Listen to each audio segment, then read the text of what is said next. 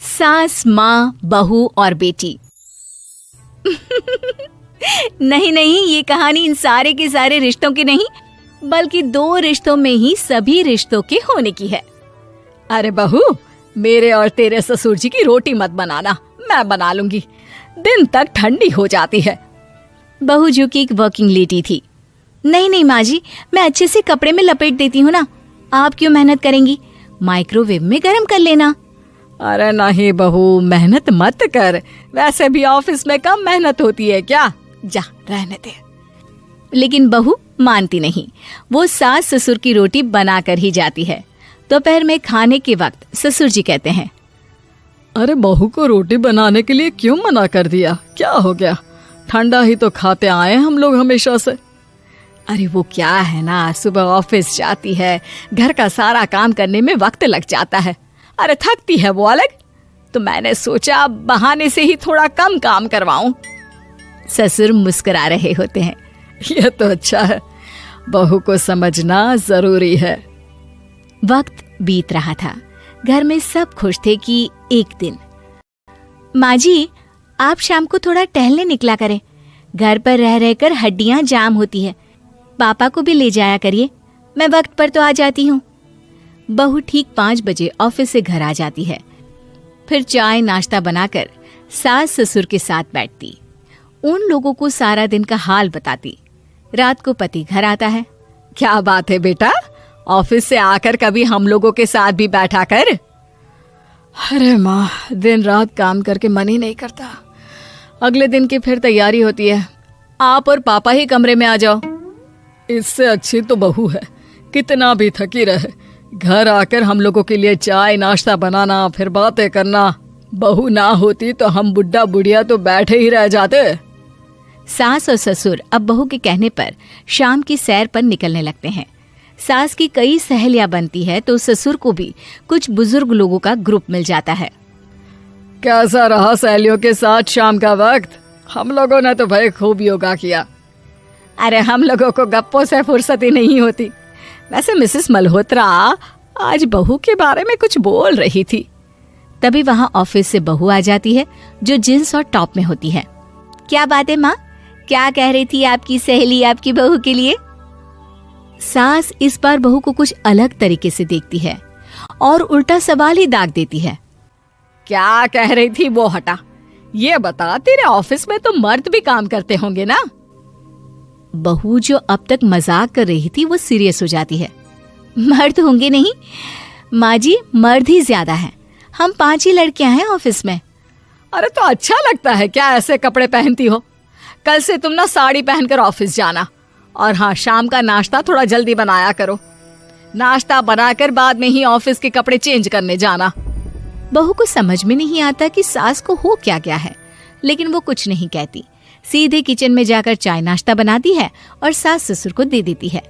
अगले रोज बहू ऑफिस के लिए तैयार होती है तो खूब सुंदर सी साड़ी पहनती है और ऑफिस के लिए निकलने से पहले सास और ससुर के पैर छूती है और निकल जाती है। क्या बात है, आज मेधा के ऑफिस में लग रहा है कोई फंक्शन है। अच्छा, पता नहीं, मुझे तो बताया नहीं, वैसे तो सारी बात करती रहती है। अरे देखा नहीं कैसे साड़ी पहनकर जा रही थी? अरे वो तो मैंने ही बोला है उसे। अरे अच्छा लगता है क्या रोज रोज ऐसे सूट या जींस में जाना?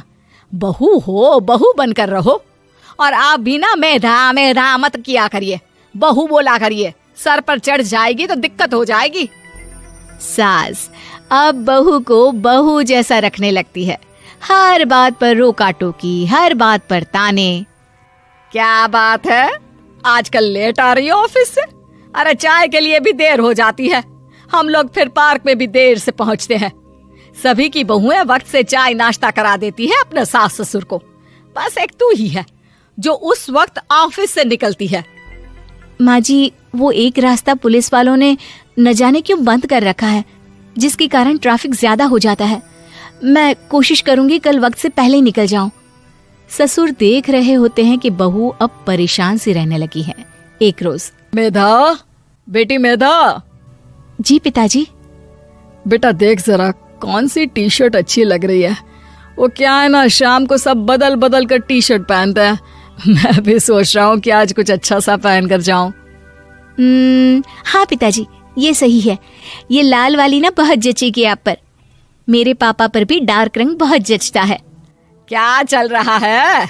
अरे ससुर के सामने घूंघट तो छोड़ो, ऊपर से रंग बताया जा रहा है टी शर्ट का। अरे बहू, कोई संस्कार दिए नहीं है क्या तेरी माँ ने? बहू इस बार बहुत निराश हो जाती है। वो वहां से तुरंत अपने कमरे में चली जाती है। अब बहू घर का सारा काम करती, ऑफिस जाती, लेकिन साड़ी और सर पर पल्ला लेकर।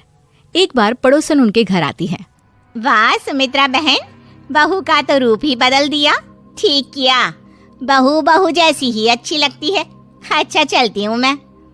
पड़ोसन के जाने के बाद सास बड़ी अकड़ के साथ कहती है, देखा मेरा कमाल, कैसे मैंने मेधा बहू को कंट्रोल में कर लिया। अब बारी ससुर के बोलने की थी। हाँ सुमित्रा, बिल्कुल ये काम तो किया है तुमने, लेकिन कभी सोचा क्या खो दिया? क्या खो दिया? मैंने तो कुछ नहीं खोया जी। खोया है, पहले बहू जब ऑफिस जाती तुम्हारे पैर छूकर तुम्हें गले लगाती, लेकिन अब सिर्फ पैर छूती है। हाँ जी, ये बात तो आप ठीक बोल रहे हैं। पहले घंटों हम लोगों से बात करती, कमरे में ना जाती, ऑफिस से आते ही खुद की चाय, खाना, नाश्ता सब हम लोगों के साथ करती, सारी बात बताती। लेकिन क्या तुम्हें पता है, बहू की तबीयत खराब चल रही है, वो माँ बनने वाली है। ये बात मुझे बेटे ने बताई कि तुम्हें बता दूं। अब सास की आंख में आंसू थे। वो समझ गई थी कि लोगों के कहने में आकर उसने क्या खो दिया। शाम को बहू घर आती है तो माँ किचन में पकोड़े तल रही होती है। अरे माँ जी, आप रहने दीजिए ना, मैं आ तो रही थी। अरे नहीं, जा तू चेंज कर ले, मैं नाश्ता और चाय टेबल पर ही लगा रही हूँ मेधा। सास के मुंह से अपना नाम सुनकर बहू को बहुत अच्छा लगता है। माँ जी, कोई गलती हो गई है क्या? मेरे होते हुए आप काम करे, ये ठीक नहीं है। संस्कारी और समझदार बहू सास को माँ समझती है, लेकिन सास की बेवकूफी उसे सास ही बनाकर रखती है। बहू, मुझे भी थोड़े संस्कार और समझदार बनने का मौका दे, जिससे मैं भी बहू नहीं बेटी को देखूं तुझ में। और हाँ, मेरा होने वाला पोता क्या कहेगा कि दादी ने तो मेरी माँ को बहुत परेशान किया। बहू सास को गले लगा लेती है। नहीं माँ जी, वो कहेगा कि माँ को तो दादी ने बेटी बनाकर रखा है।